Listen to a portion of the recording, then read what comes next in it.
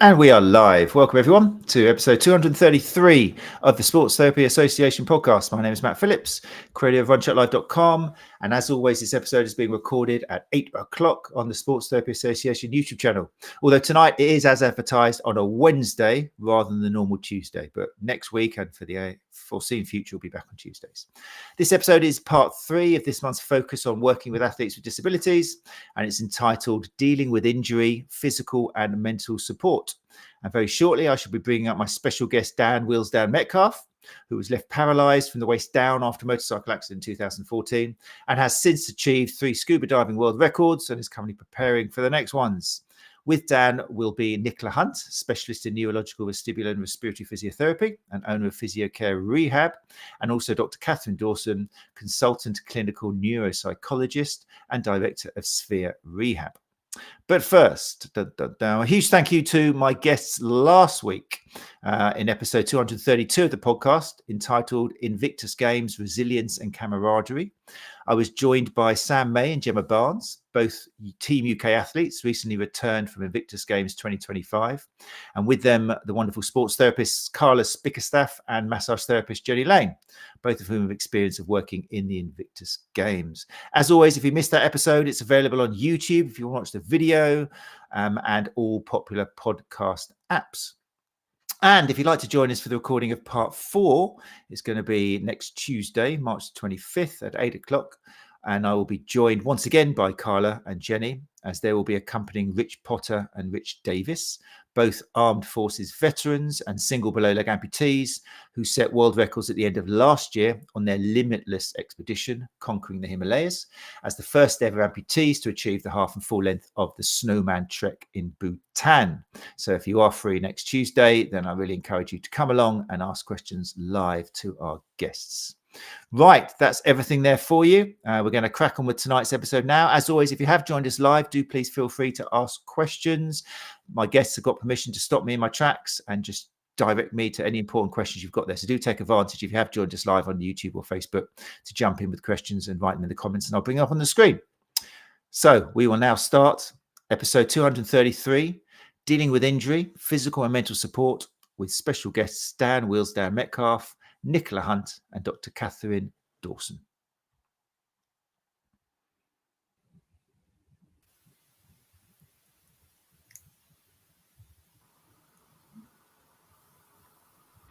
Good evening, everybody.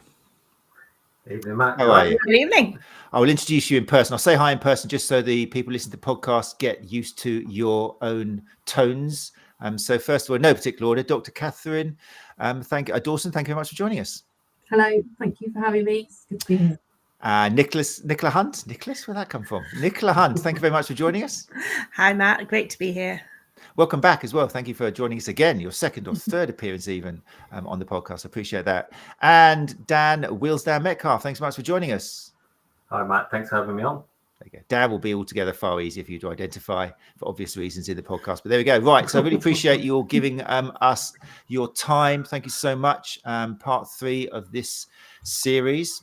I guess really to get straight into it, we should allow our listeners to have a little introduction to you, Dan, about your experiences and how you're here talking about the topic tonight. I know it's tricky. It's not exactly an elevator pitch for 60 seconds, but yeah, talk us through where you've come from, where you are today. Well, I'm just here because you asked me and Nicola asked me, really. But so obviously WheelsDan is the name.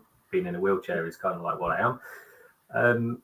I'm paralysed T8, paraplegic, complete, and I do a lot of sports. I have done a lot of sports, and I've now finally found my track towards the end, which is scuba diving.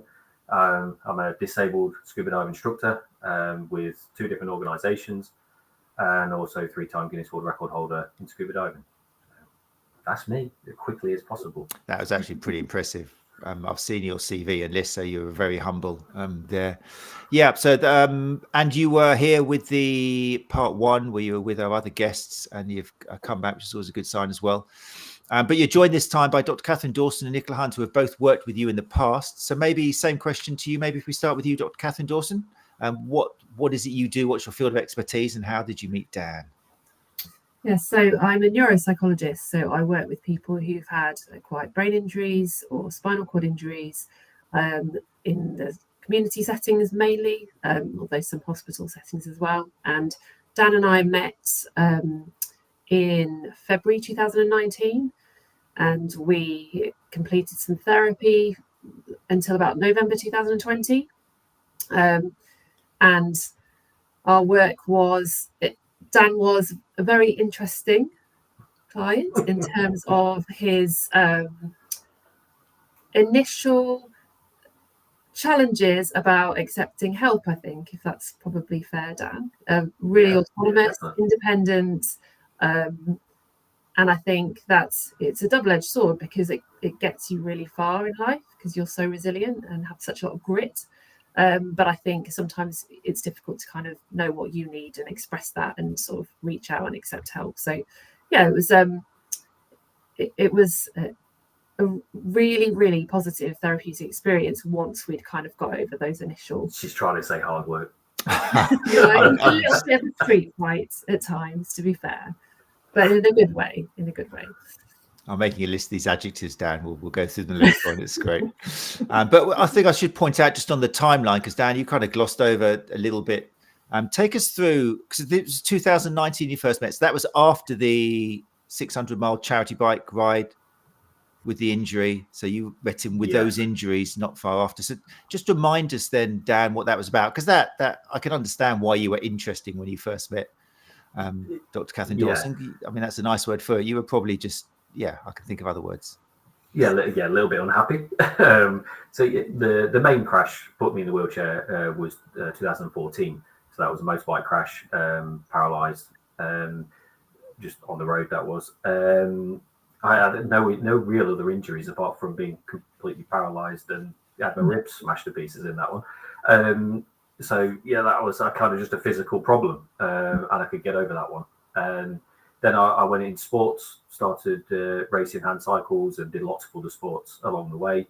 Got relatively good in hand cycling, was picked up by Team GB, being tested for the Olympics as well, along with a few others. Came to 5th in the UK in hand cycling, and I was doing a 600-mile charity bike ride at the time for 𝐝𝐵LESMA, and 14 miles before the finish, a car decided to crash into the back of me. Going up a hill extremely slowly, and he was going a little bit too fast. So crashing into the back of me gave me a compression of C4 in the neck, and obviously gave me a good old whack on the head as well, which was quite a bit of a mess for the ambulance crew and police to work out. This push bike all mangled up underneath the front end of a car, and they thought I was actually a cyclist at the time until I told them I was already paralysed, which that made everybody really panic. So they sorted that out in the end, and then I went downhill with basically PTSD of the two crashes being very similar to each other, both being high-speed noises, big crashes from behind, and I just turned into an absolute arse basically towards myself, and very unhappy with other people as well. And obviously did a lot of work with both Katherine and Nicola. And Katherine, the biggest thing that came out of it was actually enabling me to speak about things and admit that I did try to take my own life, and admit that things got bad. Yeah, it got really dark, but I couldn't tell people that before. It was a case of put it in a box, drop kick it underneath the bed, not that I can kick it, but push it underneath the bed, and when it comes out, it's a nasty weekend. But, I'm now able to talk about things a bit better. So prior to the 600-mile charity bike ride being hit in that, things were kind of, obviously you were coping with the paralysis, but things were going pretty good in the sense of you're up for the Olympics, you're training, you'd found hand cycling, you'd already had massive success at, I think, across a range of different sports. In fact, you had to give up, what was it, shooting or something, which you were... Yeah, so the Team GB took me on, me and another lad called Vinod. They took us on for shooting at Stoke Mandeville. We did tryouts there, and I got through everything on that. But the problem was I couldn't do hand cycling and do shooting. Okay. It was one or the other because they're both demanding on time. and they two really contradict each other with the sports. So obviously, hand cycling is fast, aggressive. You are fast twitch muscles. You've got to be really quick at what you're doing. Whereas shooting, you need to be a lot more relaxed, a lot more calm and chilled out. And they just didn't mix together. So I just had to decide one of them. And I picked the wrong one to take me to the Olympics. So that was a bit of a bummer. But, if I went with the shooting, I'd have gone because I wouldn't have got crashed into. So yes, the 600-mile charity bike ride crash, that was a big one because I was going somewhere. I had all that knockdown of the first crash and all that problems, getting used to it, finding a place to be, having a purpose in life. And then obviously that happens. So yeah, it does knock you back a bit. It is what it is, It happens. Get on with it, pick something else. Well, that's exactly, and we'll get to that later on. You did, and I think I've read you diving literally saved your life. You found diving, and that was like, which we'll get into. But I'm interested in maybe stopping at this point here with the crash. Where Nicola Hunt, when did you meet Dan? Was it around this time or?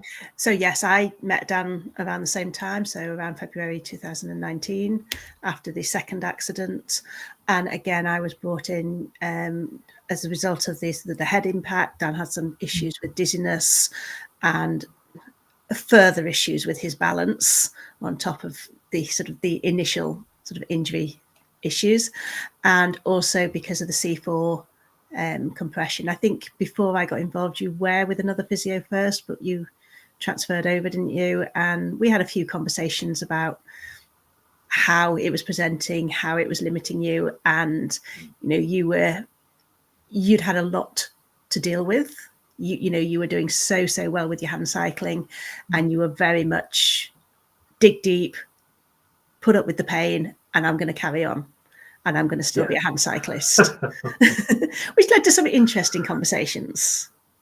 That's good again, interesting again. But I think and I think that's that was my role, is to sort of explain to you what the risks were, and then support you to try and do what you wanted. And I think probably the turning point was it the Tour de Vale ride that you did?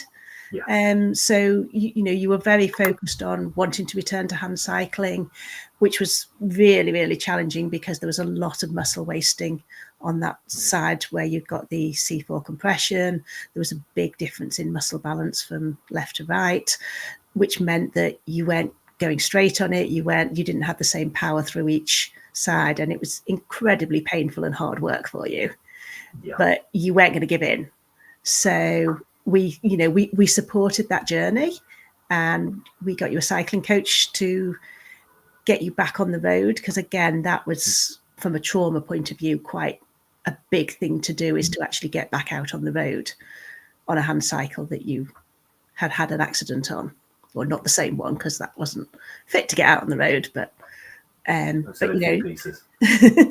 But to sort of to get back. So we got you, we had to think outside the box, got a cycling coach to accompany you, build your confidence up on the road, and then he was your sort of support team on the race, on the event. Stuart. So Stuart was brilliant. It was great. And I think having done it, I think that was probably when you realised that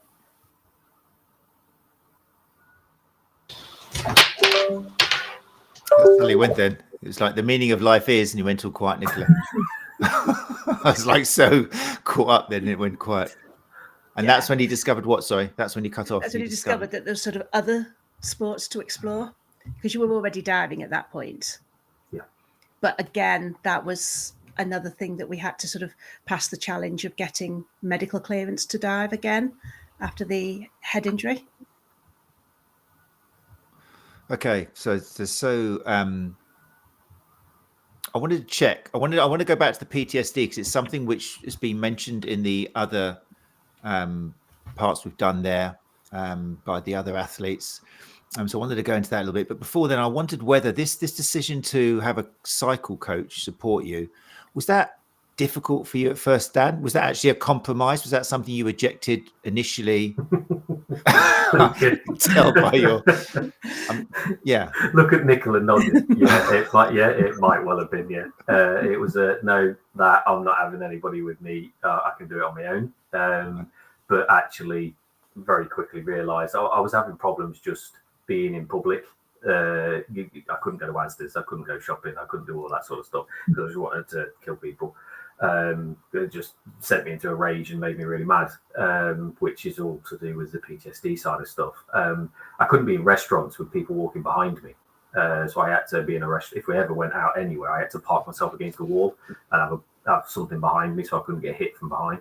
And that it doesn't really raise its head much now, but it still has them. And it's not something I think you'll ever get rid of completely. I don't think you get over PTSD. It just stays with you for life. You just learn to deal with it a little bit better than you were before. But yeah, the cycling coach, Stuart, I'm sure it was him, Stuart. Andy. Was it Andy? Andy. Oh, well, Stuart was the other guy then. Yeah, sorry. Yeah. So yeah, he was really good, and he just stuck right up next to me as if he was drafting me, like we would do with hand cycles. And he's like, well, nothing's going to get you if I'm sat here right behind you, so let's crack on and let's do it. So we did loads of training, and we did the 65-mile Tour de Vale, which is the biggest one the Tour de Vale does. So we did that, and it was good, but the pain was insane. And every time I went on the bike, it just got worse and worse and worse. And then obviously, fast forward like 5 years down the line, I realised I know why it's getting worse, because I've got hardly any rear delt, and I also had torn my shoulder to pieces. So yeah, it was kind of, I mean, to be fair, Nicola did say right at the very beginning, you've damaged your shoulder significantly, you need to get it sorted out. But none of the medical professionals wanted to do that. So it was like, you know, I could go from privately and cost me a fortune, or wait for the NHS to try and fix it, which took 5 years for them to fix it. Nicola, how did you manage to reach that compromise? Dan's kind of alluded to the fact it wasn't an easy, yeah, I'll do that, that's fine, let's do it. What was some of the, I'm interested in clinicians hearing about these difficult situations, which you're going to have. I mean, anytime you try and, I mean, I work with runners, so tell a runner they should be cutting back or not going for PB every park run. It's kind of a similar situation in the sense that you can say it and they're going to walk out and do it, kind of thing. But so what were some of the techniques or the strategies you used to try and persuade somebody who's so against the idea to actually come around and do it? I think it's just a case of working in partnerships. You know, it's not my body, it's not my rehab. I was a part of your rehab, but it was very much Dan's rehab. You know, he'd already gained a huge amount of knowledge around sort of, you know, how his body works. It must, you know, training after your first accident, particularly, you know, so I want, you know, it's making sure you're not coming in as the, you know, well, I'm going to tell you what to do. It's very much, let's discuss things, let's talk about the risks. And, you know, if you're very set on it and you understand the risks, then let's look at how we safety net it so you can go on and do it. And I think, you know, you are fiercely independent. So me coming in and telling you what you should or shouldn't be doing, it was always a conversation about, well, you know, these are the risks. Do you really think, you know, that they're worth doing? And sometimes you'd say yes. And then we needed to look at how I helped do that as safely as you can. And sometimes you did agree with me and you'd say, no. One of them that springs to mind was the altitude training. Yeah, you did tell me that was a bad idea. Please do expand. So because Dan was struggling to get back to the fitness level that he was before, because of the C4 injury, that you thought it would be a good idea to do altitude training. So use a device that would reduce the amount of oxygen that he was breathing, that was then going to increase red blood cell. So you get an advantage fitness-wise. Only increasing red blood cells makes the blood stickier. And when you have an inability to move the lower part of your body, you then combine that with thicker, stickier blood. It's not looking as a good combination. But again, it was having those conversations like that with you, wasn't it, Dan, as to, you know, well, this is why it's not a good idea. Yeah, and I didn't try it and didn't pass out a couple of times. Oh, good. It's good to know that. Before that conversation, that was the trigger to that conversation. It was, yeah. It was there. Well, I mean, I think again, I just want to set the scene for people listening to the podcast, because we've chatted a few times and I've read your story loads. And am I right in thinking that, was it the day after the 600-mile charity bike ride, you'd been hit with a car? You decided you still needed to go back and finish it the day after. Yeah, I've kind of got this thing in my head. If I say I'm going to do something, I'll do it, whether it kills me or not. And I said I was going to complete a 600-mile charity bike ride. And in my head, I hadn't completed it unless I completed the full 600 miles. And the sponsorship money that I raised was, sort of like fake if I hadn't completed the challenge properly. So yeah, stupidly enough, I decided that putting my smashed up hand cycle that had no rear wheels and half of a frame at the back on a set of rollers in my front living room, and putting Sufferfest videos on, I thought that was a good idea, and to finish the last 14 miles. But luckily, my daughter Sky was in the house and she woke me up 3 times whilst doing that training, and I just fobbed it off. I fell asleep. Obviously, it was quite clear I passed out, but you don't really know that at the time, or you don't want to admit that at the time. I also refused to go to hospital after the crash because I'm fine. There's nothing wrong with me. All that bravado, which is a load of rubbish. 3 days later, I actually had to go to hospital because I couldn't take the headaches anymore, and they absolutely gave me a good telling off, to say it politely, of what the hell are you doing here 3 days later. But yeah, it came out in the wash, sort of thing. I was all right, and then I got to meet these 2 ladies that fixed me ish. I'm going to say this is the case history that a few months later you presented to Katherine and Nicola. Oh yeah, just one other thing I should mention, passing out in front of my daughter. Yeah, just that. And then it all went quiet in the room, and it was like, stop and take a breath. Okay, cancel all my other appointments for today. Thank you. No, amazing. I think things like that set the scene, because one of the things about this is we are obviously exaggerating something that does exist, and that is, we are dealing with individuals with needs, desires, identities, take their sport away or something. And with any individual, obviously the scale of that identity will change, but it's something which as therapists we need to think about when we're thinking we're telling them what to do, and then blaming the patient. Because I mean, non-appliance, people not doing their exercises, for example, is something that I think healthcare practitioners do all the time, saying, if they don't do their exercises, how they think they're going to get better. And it's quite early on in my career, and I realized that if a client or patient of yours goes away and they don't do the exercises you've given them, for example, you have to kind of put the blame on yourself, because either that individual didn't quite understand the importance of them, or you gave them something which physically they couldn't actually do because it was too much, as a long list, or they don't want to join a gym. So the onus is actually on the practitioner to make sure that, as you were saying, Nicola, it's pure coaching, isn't it? It's reaching a decision together. This was something that Joe Turner said, the amazing Joe Turner of MEHAB.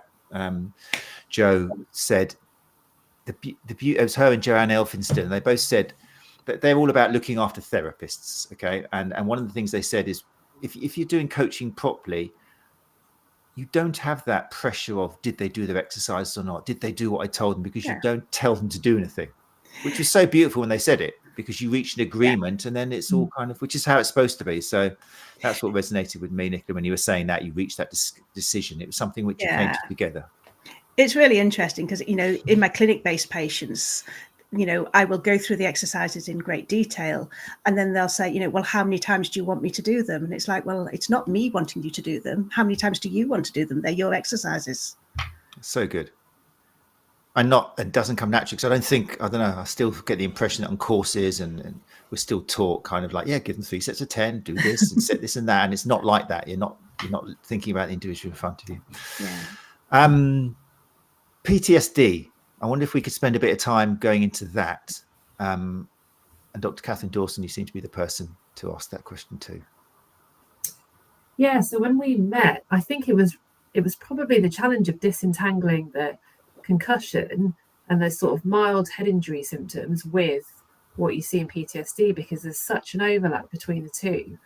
And I think certainly, Dan, there was a lot of challenge kind of getting your head around the hidden difficulties associated with what you couldn't see, related to kind of changes in your memory and your attention, your emotions anyway, and trying to work out what's related to the head and what's related to the PTSD. And I think ultimately it was probably about us at the time formulating what you wanted to work on first. And I think a lot of actually what came to the surface was around this quite sort of strong self-critic you described, sort of, that sort of man up, kick it under the bed, don't want to think about it.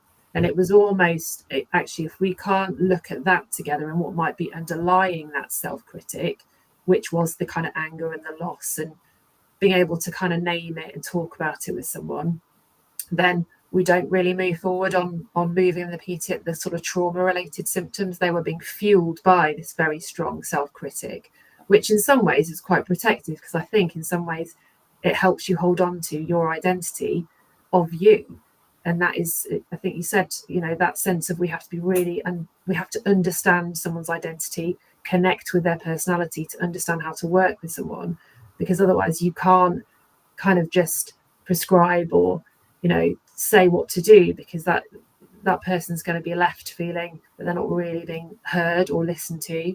And I think sometimes it's a case of having sort of planned failure in therapy, supported failure, if you like, because that raises awareness. And then I think you only then know what you might do differently next time, or how you might tackle something differently next time. So I think a huge amount of our work was done on those sort of bigger barriers before we started looking a bit further down the line at the sort of trauma symptoms and your safety behaviours that you had in place. So in terms of how we managed it, I think we went more for kind of what was driving some of these difficulties and fueling them, rather than a sort of classic treatment of PTSD, which would have been an exposure therapy, would have been some processing work. That kind of happened much later on. So it was, I think it was done in a way that you almost needed to stabilize, understand what was going on for you, kind of stabilize your symptoms, and then process, which happened much later. And as you say, I totally agree. I think treatment for trauma takes the heat out of the experience, but I think it's integrated into who you are kind of going forwards, and you that it becomes your part of your identity. How does that resonate with you, Dan? Obviously, it's been a while since you had those conversations, but as you say, you're still you never get rid of it. It's still there. No. But I think all the things along the way shape the person that you are. Whether they're success or failures, they all shape that person. And I had this big thing. I couldn't talk to therapists. I couldn't call Katherine my therapist. She was my brain PT, because I can take physical things. So I can take the fact that if I've broke my body, I know how to physically repair it. I'm a level 3 PT for disability anyway. So physically wise, I know how to repair myself-ish, and don't do things I'm supposed to do it. But with Katherine, it was like, well, this is with the brain, this is with my head. I don't understand that, and I can't deal with that in a sort of mental way, because I'm a man and I can't go to my emotions and all this rubbish. But I had to call her my brain PT. She said to me that think about your brain as a muscle, as your body is, and we need to train it. Just like you need to, build your body back up, you need to build your brain back up and decode what you've done, damage-wise and all this sort of stuff. And it works. It did work, to be fair. I probably didn't do as well as a lot of people did with my reluctance to want to do the type training sort of thing. But what did come out of it is the fact I can talk about stuff. And I think that was the biggest thing that could come out of something like that, is instead of just holding it all within myself and getting really in a bit of a mess, I was able to speak about things eventually. It still takes a long time to get stuff out, but admitting that I've done stuff, admitting that I've been in those nasty places is probably one of the biggest things I could do. So it's a big thank you for that. Yeah, I think you're right. I think it's not necessarily sort of the outcome, is it? It's the process that you go through in terms of, and I think for us, it was just about how do we think together so that you're not on your own trying to work it all out in your head and sort of I'm an audience to that, but how do we think together about what's going on for you, and kind of how do you get your needs met in a different way. And I think you did really engage in that process. And there's sort of, it's like anything, not many people kind of enter therapy with open arms, there is always a degree of kind of fluctuating engagement and ambivalence, because you were arriving at this, it's come from trauma, hasn't it? It's not come from anything, positive. So that is part of therapy, sort of naming that process and working with it. So in that respect, yeah, it fitted with what you needed. And I think a lot of what you were doing was safety behaviours. So you kept yourself safe, which made absolute sense. There was a threat, you kept yourself safe. But I think what we started to look at was the unintended consequences of keeping yourself safe. Meant that actually you stayed stuck, and then you got into vicious cycles, and it was more about how do we kind of exit from those. And I think that was a sort of brain training. How do we think differently about it? What behavioural routines can we put in place? And you really engaged with that aspect. So yeah, I can go shopping in Asda's without trying to run everybody over now. It's good. It's a tangible goal. It's a smart goal. We can measure that. It's clever. Nicola, what's your experience or anything you've heard about PTSD and what would you like to share with that? Yes, I mean, because I work in the brain injury sphere, I very often work alongside neuropsychologists quite a lot of the time with Katherine. And it is around being a team all together, and, with you in the center of it, really, Dan, or the client in the center. It's about us adjusting how we work to meet the needs of the person that we're working with. And everybody has very different responses to that. So it was roundabout sort of, doing the rehab where you were comfortable. So we did a lot of rehab in the home. And then, when you did first get out on the hand cycle, we used a track, so a car-free environment, which I know you were like, oh, tracks are easy, but it gave you that safety net of you can get back outside on your hand bike rather than just on the turbo trainer, and nothing was going to come behind you because we were the only people there, and I wasn't fast enough to catch you up.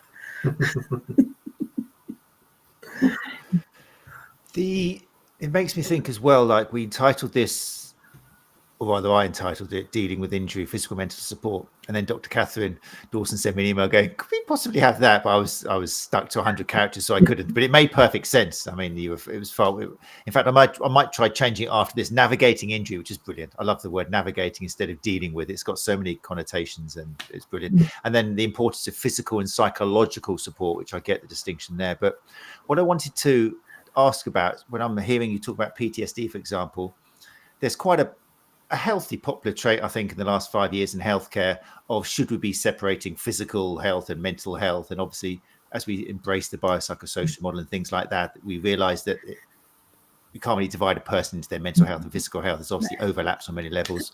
But is this a good example? Is PTSD a good example of where the two do overlap and you need to consider both together in one person?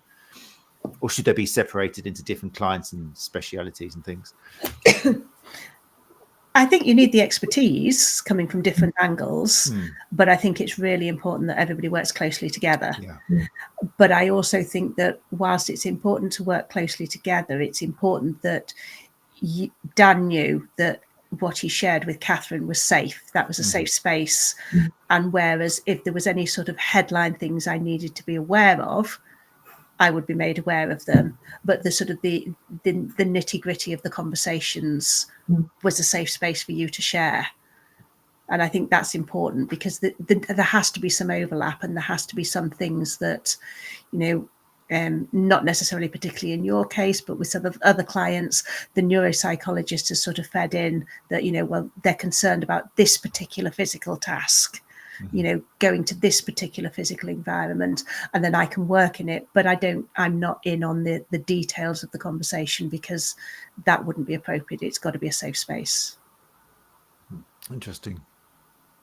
Yeah, and I think what I think is really useful is when we're both working with the same person, and so potentially there's lots of dizziness that's being reported, and I think that aspect, that when Nicola works on that, has a massive impact psychologically on how someone copes with sort of just navigating in the community. I remember us once working with someone, and she just described constantly feeling drunk, and obviously then feeling judged by other people. And you think actually that comes from a physical difficulty And if that's treated, that has a massive impact psychologically on how they're coping. So I think that being able to kind of interlink like that and understand, the sort of dual approach and how that sort of feeds off each other is so important. And I think also, you're taking your personality into account, because there were things that, we were offering you that another person would have thought was absolutely amazing. One being CleanerGate. So one being the cleaner, otherwise known as CleanerGate. Okay. Because again, from a physical point of view, when you've got injury and pain, we want to conserve energy for activities that are meaningful. And for you, that was very much around sport, but you didn't want to let go of any activities. So it was we suggested that maybe you had a cleaner to do the deep cleaning of the house so that you had more energy to do the other activities you wanted to do. But, and as I say, there's a lot of people who would have gone, yes, cleaner, brilliant. But you were like, no, I want to do it all. So I think we ended up with a robot cleaner. Yeah, Robo-Rock, little Hoover that went around the house. Yeah, because then it was still you doing the cleaning. Yeah, it wasn't it was somebody cleaning up for me, cleaning up after me. Yes. That's so interesting. Yeah, it's really important to sort of individualize it because, as I say, other people would have gone, yes, cleaner, can I have more hours? But you were adamant that, you didn't want that sort of input. So it's just about thinking, how do we do it in line with your values and what's important to you? That's really cool. That's a really nice example of therapeutic alliance and coaching and reaching something that works for everybody. You're achieving it, but through something that works for the client or patient. Very cool. There was a massive thing for me with physical training as well as mental support, because if I wasn't physically training, I believe going in the gym or going on the bike or doing whatever physical training I need to do is mental training as well, because it puts me in a better place. But I know lots of people that it does. Yeah. When you've done physical training, it puts you in a better mindset, better place to be able to then deal with the mental training, if you want to call it, the brain PT side of stuff. If I was physically tired and physically worked myself, I was then ready to then engage with Katherine ish as much as I could. Yeah, it's interesting hearing you say that. I know it makes me think, but yeah, what are your reflections on that when somebody says, like, I need to go to the gym and knock myself out and do all of this because then I can deal with the mental stuff? What would your comeback to that be, either of you or Katherine? I mean, I think it regulates people. That sort of, particularly if you think pre-injury, that was how you dealt with stress. And I think for a lot of people, that's actually a brilliant way of dealing with stress, kind of physically regulating. So I think that does help. And I think that was, again, made you feel a bit more connected to you, made you feel like you had that bit of drive. Because I think when we talked a lot about compassion and in terms of countering the self-critic and sort of being kind to yourself, and not in a kind of fluffy bunny way, because I know when we first spoke about it, you were not having that. But we spoke a lot about like what compassion is and what it isn't. And I think in terms of you, we were trying to look at, actually, you've got really strong drive, really strong kind of achievement values, but how do we soothe your brain? And both from a trauma point of view, from a PTSD point of view, because basically your brain's on alert to threats. So how do we soothe that brain? And I think we talked about different relaxation strategies, and you didn't connect to who you were to spend a lot of time. I think you bought in the breath work. You did buy into breath work to some extent, but I think for you, it was more about physically exercising, regulating. The wood turning was a massive thing for you. It was like your mindfulness, I think, wasn't it? That was so difficult for you to switch off thoughts and feelings, but actually just absorbing yourself in something, which I felt was like active relaxation. So I think that's what we moved more towards, not the sort of classic psychological sort of anxiety management work, because you just didn't really buy it, but using those sort of active strategies to help you switch off. And I think that was a bit of a turning point, I think, when you started doing wood turning. Oh, What was that, sir? well, What she's does that done involve? Turning point. Yes. Well Well, I done. did. See Can what you I explain did? what is this wood turning? Oh, so it's here we go. I plugged myself. So it's on the YouTube channel. It's wood turning. So what you imagine, like your granddad probably used to do. It's a lathe where you turn wood, and we turn bowls or vases or sometimes urns. I've turned an urn for a few people. It's making stuff on a lathe, basically wood turning, using a gouge to cut wood. And it does, yes, it's something very similar to actually what diving has now done for me. It takes the brain 100%. Well, I say 100%. We can't access that, can you? But it makes you think of all that you can think at the time. And wood turning, you've got to be switched on. You've got to know what you're doing. If you don't, you get smacked in the face by a gouge. So it kind of like wakes you up if you don't do what you're supposed to be doing. But it does. Yes, you're right. It takes all of your concentration all of the time whilst you're doing it, and it also takes a very long time to do. So yeah, I think that did help a lot. Very cool. And I guess it's not, I mean, I guess also you're thinking about energy reserves and things, aren't you? And energy availability, like you said, getting the robot in the house, the robo clean, whatever you called it. But yeah, I mean, what I thought was if somebody needs to go to the gym the whole time to feel good about themselves, I get that, but they're also depleting their energy reserves, aren't they? So sometimes it's not the best strategy. You might feel good after it, and you've got the endorphin runs, but then you've got, like any kind of drug, you've got the come down, haven't you, when the endorphins leave the body? And I don't know whether it works that way, but you can overdo it, can't you? Yeah, I find for me, like when I do training or when I go diving, it's a physical exertion. When I do that, I can actually kind of shut the brain off a bit, because I've been so mentally focused at the same time, because I'm focused on what I'm doing. I'm so mentally focused. I'm not just physically drained, I'm mentally drained, or I've tired myself out a bit, so I can shut off afterwards. I do find that then I can sleep. So yeah, it does help a lot with the physical training. Very interesting. Let's just let Nikki off the hook. Nikki Mansfield said, hello, sorry so late to join the other STA webinar. I had a few technical issues and overran settling in with you guys right now. Settle in away, Nikki, that's fine. We accept your apology.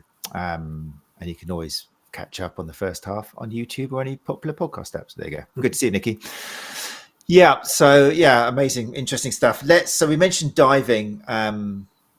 We've reached the point now where I don't know if I need to let you off the hook for anything else you mentioned, because you decide. Oh yeah, you mentioned later on you realized what continuing with the bike ride did. You had actually done some quite severe stuff to your shoulder.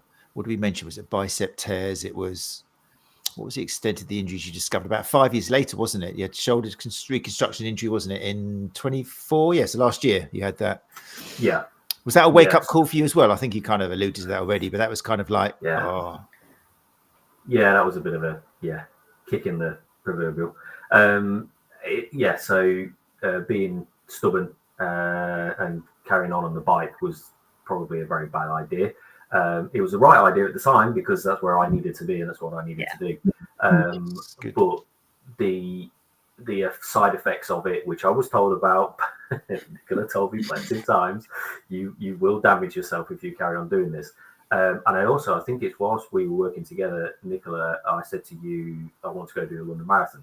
Yes. In my day chair, not a race chair. So doing it in a day chair is very, very demanding on your shoulder, especially if you're paralyzed at the level I am, T8, so I've got no core.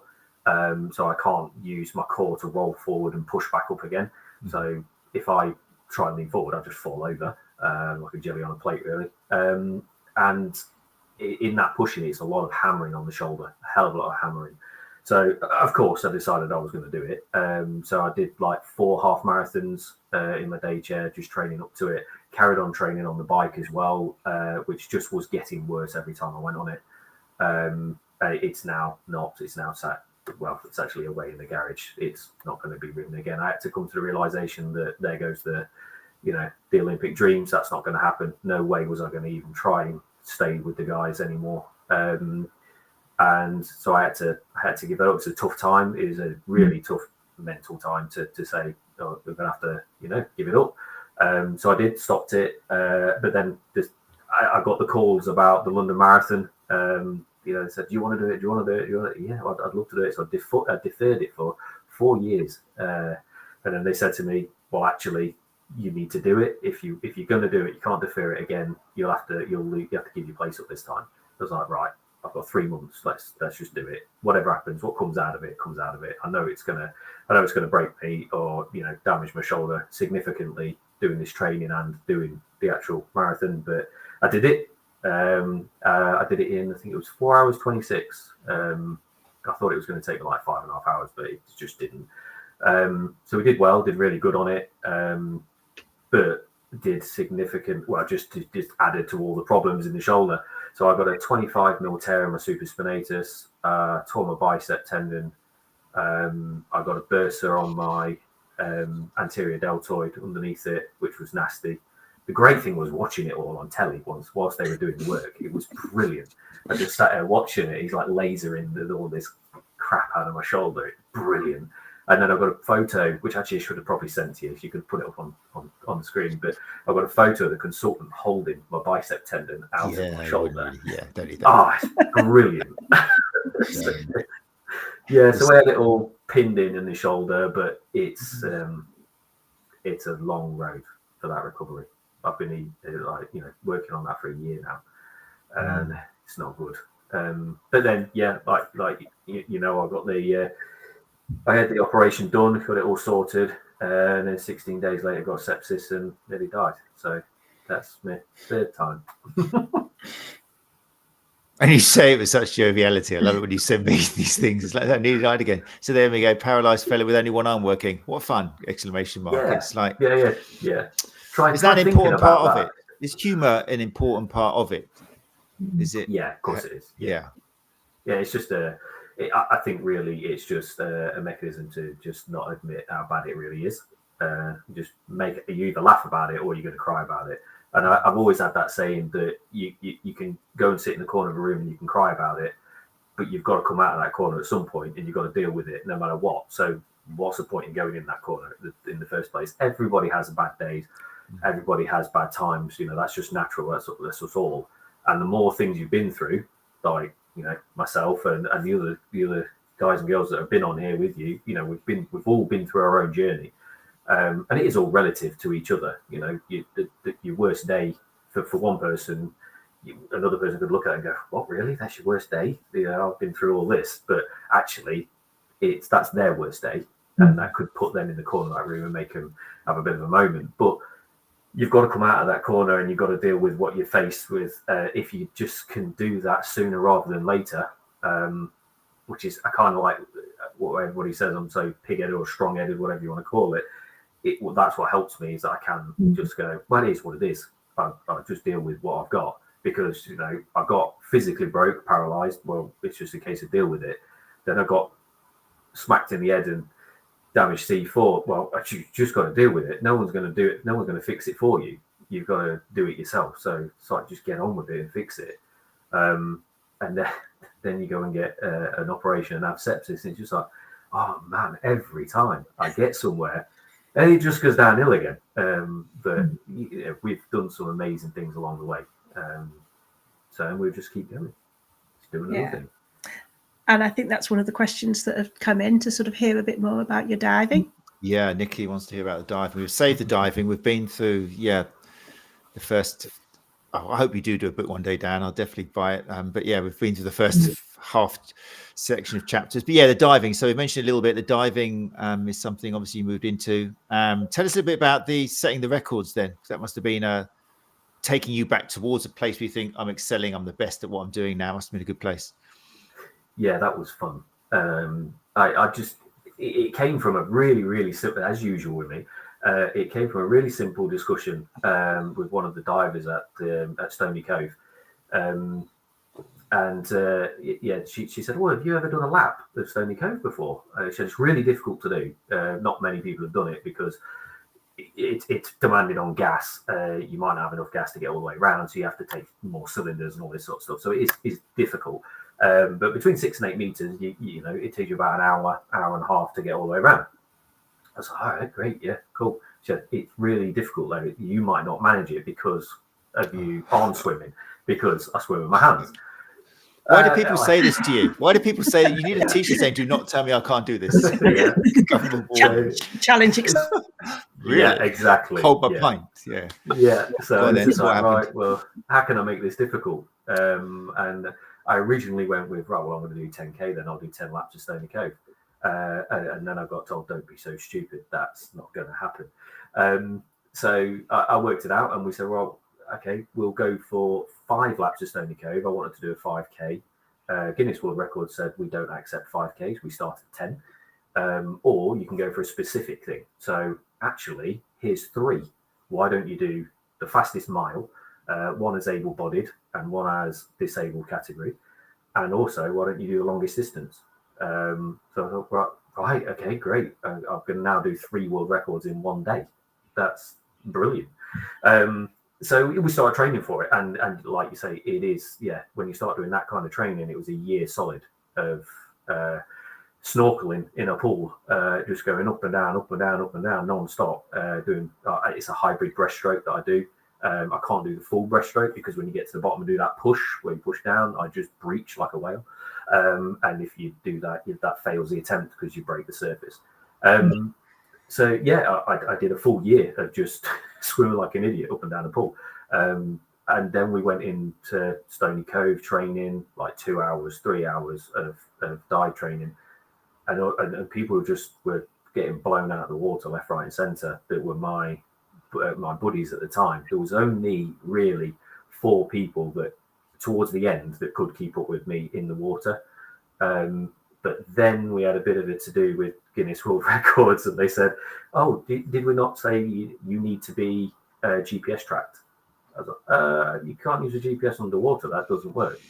So the answer to that is you put an SMB, so surface marker buoy, strapped to your backside. It's just on a line attached to the back of my wing that I was diving with, and then you tow it.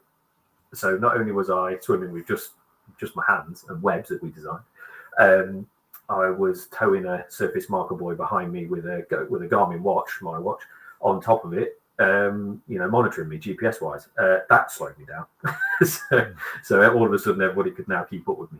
But for the first mile, we absolutely smashed it. I did a mile in 1 hour 28. And this isn't, open water swimmers. People are going to look at this and think, oh, 1 hour and 28 to do a mile. Well, that's not hard. And that isn't hard. I was absolutely smashing that in the pool because I didn't have full dive equipment on. I didn't have a dry suit on, a wing, 2 cylinders, an SMD behind me. And, but when you start adding all that up, it's like towing a bus at the same time. So, but we did that one. So we did that with a swimming band on, so able-bodied people can take me on. So that's the fastest mile. Then we did it with the disability category as well. So it's 2 for the price of 1, basically, just cheating. And then we did the longest distance, which was 5.5 kilometers, or 5.2 kilometers actually, 5.5 hours in the water swimming around Stony Cove. Just going around in circles like an idiot. It's great. And I think you probably, for people who don't know Stony Cove, just sort of say how wonderful the dive conditions are in there. So Stony, it can be amazing. Everybody's like, Stony's horrible, don't go Stony. So through 3 months of the year, through winter, Stony Cove is absolutely beautiful. It's got between 15 and 18 meters visibility. It's lovely crystal clear, but it's between 4 and 6 degrees. So it's very cold. For the rest of the year, it's horrible. It's a bit brown towards the beginning. Then it goes green because all the algae bloom comes up and it's like diving in pea soup. And then it goes a bit brown again towards the end when all the rains come. But it's a local training site that we use a lot. It's a good sheltered water. I can do any training with my students apart from obviously tidal or anything to do with drift diving. So it's fantastic for a training centre and training site. But it was incredibly difficult to do, one, the recording, because it has to be filmed the entire time. But it was incredibly difficult to do just the dive itself because I had to learn to navigate Stony Cove and also not go over the 6 meter shelf because that's a training area. They said, do not come over that because we can't shut the entire cove just for you for a whole day. So that was fun. What's that say there? Yeah, it's a pitch black hole.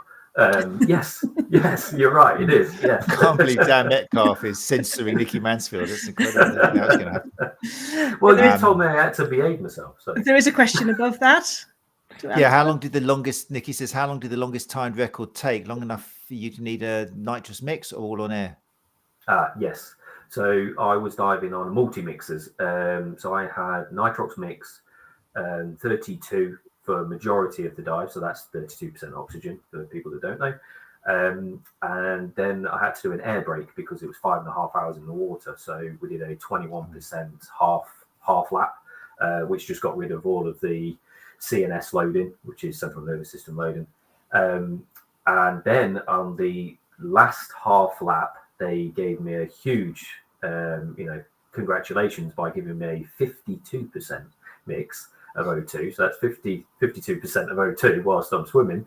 And it was absolutely brilliant after the first 10 minutes, because the first 10 minutes, my body just cramped up like hell, which I didn't think it was going to, none of us thought that would happen. But when you swim with your arms and then all of a sudden you can't move your arms because you just cramped up was actually really, really difficult to deal with. So stretching whilst trying to stay hovering and through stony was quite difficult. But then all of a sudden, all the pain of the 4 hours 50 before that were gone because I was on 52% O2. So I was like, yeah, let's go. And then I went straight past the finish line. And they all had to grab hold of me and pull me back. So, yeah, but amazing. Good times. Was very good. It makes me think, and I think it's relevant because so far it's one of the biggest things that's come out for me personally of these talks with you guys. I'm sure people listening to this are thinking, and we mentioned this off time, they're thinking, wow, this is inspirational stuff. This is inspirational. And I think it's a relevant thing for therapists and anybody listening to this to take Saying on board. Yeah, because we mentioned it with Rich Potter, who's on next week. But yeah, I mean, somebody's listening to this and thinking, wow, this guy's really inspiring me. What is it about that you don't like, that word? And not just you, but it's common amongst. I think, it is very common amongst all disabled athletes, maybe, and maybe it's athletes in general, to be honest. It just gives you the like ick and the one of it. Yeah, it just makes me feel really, I don't know, weird inside, feeling like no, because I'm an athlete that I want to beat, everybody. I had a big stipulation that a part of that those world records had to be able-bodied world records, because I didn't want to be just put in that disabled category. I wanted to say, well, actually, if you want to come and take me on, tie your legs together and use your hands, and fair enough, you take me on, and then I'll beat you again afterwards, because that's what we are. And I think the inspirational bit, which is just that word, it's like it means, oh, well done, you're good for other people to look at, or oh, look, that poor lad, that poor disabled lad, he's giving other disabled people inspiration to go and do something. No, I'm not. I'm just me doing what I want to do. I'm doing challenges that I want to take on and I want to attack, which gives me drive and focus for life, basically. If somebody gets inspired because of that, that's them. That's not me being inspirational. That's them taking it as something that they think, oh, do you know what, I could do that, or I could have a go at that, or maybe I'd just like to come and just train with him or do that. It's not that I'm inspiring him. It's like I think Matt said, it's empowering, or just giving someone another idea. I said to you earlier that once you've heard the word "you're inspirational" like so many times, I just give up fighting that fight, because if that's the vocabulary other people want to use, who am I to tell them they can't? So it's kind of like, okay, do you know what? If that's what you think of it, I don't like that word. I don't like it in a setting. I don't mind somebody saying to me, "Oh, you inspired me to do this." That doesn't bother me. But when somebody says you're inspirational, that gives you that weird feeling. You're like, no, I don't like that. That's cool. I get that. It's good. I think it's a really good message to take on board, as well as just like understanding the importance of words, which is something we've talked about a lot on the podcast. And if you're talking to your patient or client enough, you need to get to know these things. It's exactly what you need to go, rather than just doing orthopedic tests and looking at the book and thinking this is how I fix you. These are the conversations that you need to have. So yeah, it's good. And thanks for sharing that. Look, we're cracking on. We've already gone past 9. This could have so easily been another hour, but I don't want to keep you all from getting on with your evenings. And just to make sure, you are in the process of setting some more, aren't you? You've got something else lined up? Yes, I've got 2 more Guinness World Records I want to set. The fastest 10K, which is just kind of alluded to that, going around 𝐡𝐴𝐽 10 times. I won't be doing it in 𝐡𝐴𝐽. It needs to be done in the sea. So it already exists. A disabled diver owns it. He already owns it. He beat an able-bodied diver by an hour, which was quite impressive. So I'm gonna go beat him, or do my best to, and bring it to the UK, because it's not held in the UK. So I want to bring it to the UK and hold it here. That's going to be difficult, very difficult. Obviously, I've already got a team started for that, but I still need people's help. The biggest thing we need is financial funding. So it's one of those things, and that'll be going out more in the future. And then the second one I want to do is the deepest paralyzed diver. This doesn't exist. It's not a record that exists at the moment.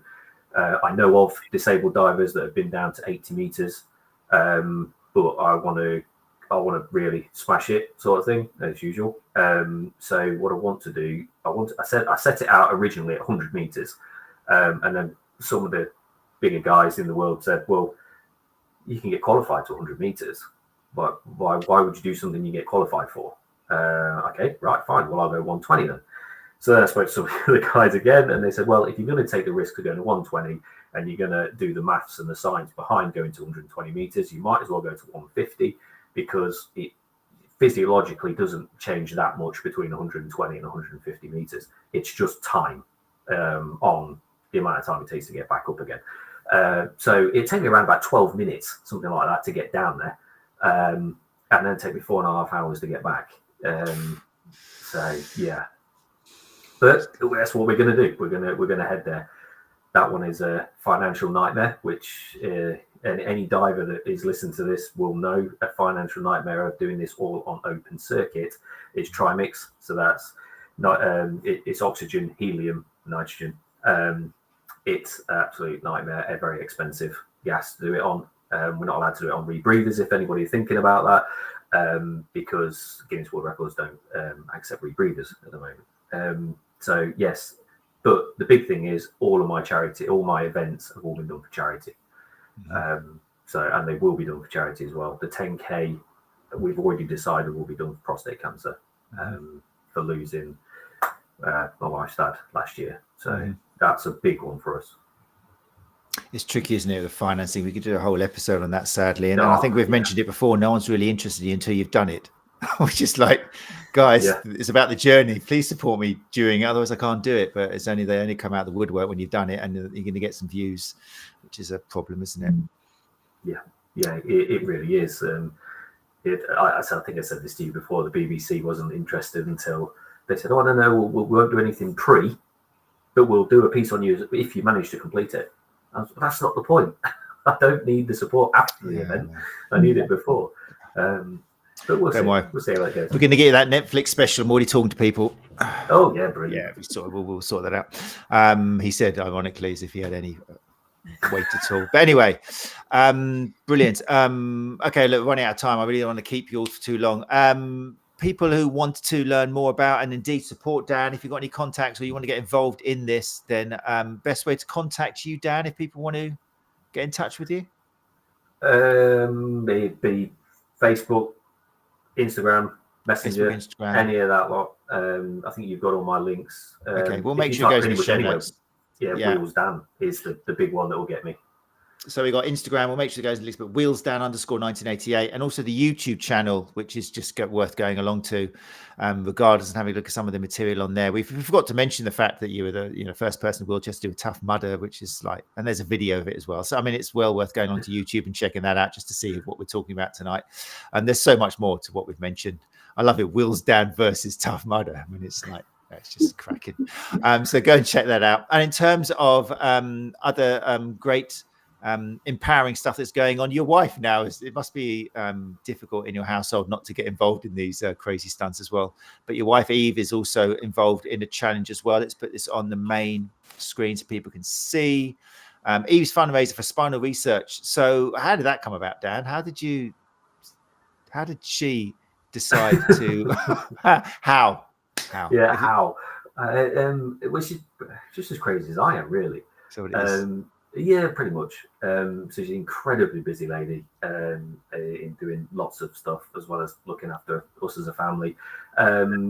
She used to go out walking quite a lot with her dad, and obviously when he passed, she can't do that anymore. So she wanted to do something for herself and go walking and do a challenge whilst going walking, but also raise money for something really important. Obviously thought of the husband that sat next to her, and thought was spinal research. So she's doing an Alpine Trek challenge, which is over 3 days. I think it's through the French Alps. Absolutely nuts, really. Thinking about what she's doing and the training. Obviously, I'm training her in the gym with S&C training, and she's going out doing weekend walks. She did Scafell Pike last weekend with a 10K weighted vest and a 10K rucksack on. Wow. So then they did the hardest trek on Scafell Pike. So there was something like 12 hours walking. It's just nuts. Amazing. She's obviously empowered by you, definitely. I think it's just to get away from me, to be honest, because I can't walk up a mountain. Yeah, I wasn't going to say that. Yeah. She's picked a great thing to make sure you can't. Mind you, having said that, I can imagine you somehow working your way up there, already at the top when she gets there. How did you do that? Yeah. Anyway, so people interested in that'd be great. Check out Eve Metcalfe. You can on Facebook. There's a nice page there. And you can see we'll put the link to the Just Giving in there, but raising money, doing the Alpine Experience 2025 to raise money for spinal research. We'll make sure the link goes into that, and maybe who knows, maybe Eve wants to come on the show and talk to us about that and what it's like. That would be a great episode. Living with Dan Metcalfe. We'd have to make that a 2-hour special, but definitely that'd be great. She give you all the insights. That's not good. Make sure we pass on our best wishes to Eve. That's fantastic, really cool. Right, that's it. I've kept you all for way too long. I'm sorry about that. If people want to follow Nicola Hunt, who we haven't heard nearly enough of on the show tonight, but it was all about Dan, basically, wasn't it? Let's face it. But yeah, PhysioCare Rehab Limited on Facebook. Look that up, LTD. We've also got yourbrainhealth.io, which is where your courses are run from, isn't it, Nicola? You've got a course coming up soon, have you? Yes, so there is a concussion course running on Saturday that we still have a couple of spaces left on. We're happy to offer a 10% discount to any of the Sports Therapy Association members. That's in London at the Institute of Exercise, Sport and Health. Fantastic. We'll make sure you're still one of our go-to people for concussion. I mentioned the other day on the advisory panel for Therapy Expo, and now they're going to have to call you because the title of concussion came up as a really important area which we need to cover. And anybody recommended us, but hand up on Zoom. Yep, Nicola Hunt. Thank you. Yeah, no, definitely. It's the episodes we've got on here where you're talking about that still get really good comments. It's so full of misconceptions and needs clarity and people looking after. Absolutely. And I mean, we have a course this Saturday, but keep an eye on the website because we'll have more up and coming. Amazing. Thank you for that. And Dr. Katherine Dawson, thank you so much for giving up your time as well. I'm sorry, maybe in another episode we could have you again if you'd be gracious enough to come back and have more of your experience. But thank you for what you shared tonight. If people want to follow you, then sphere-rehab.co.uk. And then you've also got the Sphere Memory and Rehabilitation on YouTube. Actually, I did find the YouTube channel. There's some good stuff on there. I'll check that out. Looking forward to an update, but it's good. Some interesting stuff about sleep on there, which was a few years ago, but still very relevant. That was really interesting. And then you've got the Brain Recovery Zone as well, brainrecoveryzone.com. What's that? What will people find by going there? So it's virtual reality-based software to support people who are recovering from brain injury and trauma. Very interesting. I know somebody, Anna Maria Mazzieri, went on a course herself to do with that. I can't remember who it was with, but really up and coming technology and using virtual reality. Very interesting. That would be a great show. I'll talk to you afterwards. That'd be amazing. But no, really, thank you so much. And of course, man of the moment, a man of the episode, WheelsDan Metcalfe. Thank you so much for giving up your time and being so honest and sharing the stuff. Really appreciate it. Sorry about that. No. It's, no, honestly, it really, I feel it in here. Just hearing the openness of you for talking with each other, you three talking with each other, is just beautiful. I think it's a wonderful opportunity for therapists and anybody indeed just to listen and be privy to the conversations and the hurdles and the roller coaster rides, the successes and the highs and the lows and all that. So I really appreciate you all giving up your time and sharing that. Gary Benson here has come in saying, thank you for your time this evening. Thank you, Gary. Gary founded the STA. Thanks for joining us, Gary. Thanks for your questions, Nikki, as well, and everyone else who's joined us live. We will be back next Tuesday if you want to join us for part 4. It's going to be Tuesday, March the 25th. If you're listening before then, 8 o'clock on YouTube. I'll be joined by Rich Potter and Rich Davis, who were here in the opening part 1 and have been on the show before, both armed forces veterans and single below leg amputees. We set world records at the end of last year on their limitless expedition, conquering the Himalayas as the first ever amputees to achieve the half and full length of the snowman trek in Bhutan. So with them will be Carla Bickerstaff and Jenny Lane. That will be concluding our 4-part series on working with athletes with disabilities. So if you'd like to join us live, then that'd be amazing. But as far as tonight goes, thank you once again to Dr. Katherine Dawson, to Nicola Hunt, and to Dan Metcalfe, WheelsDan. Thank you so much for your time. Thanks for having us. Thank you very much. Thank you very much. Really appreciate it. Right, people. Hopefully see some of you next week. Excuse me, for the live video recording. Till then, as always, take care of each other. See you soon. Bye-bye.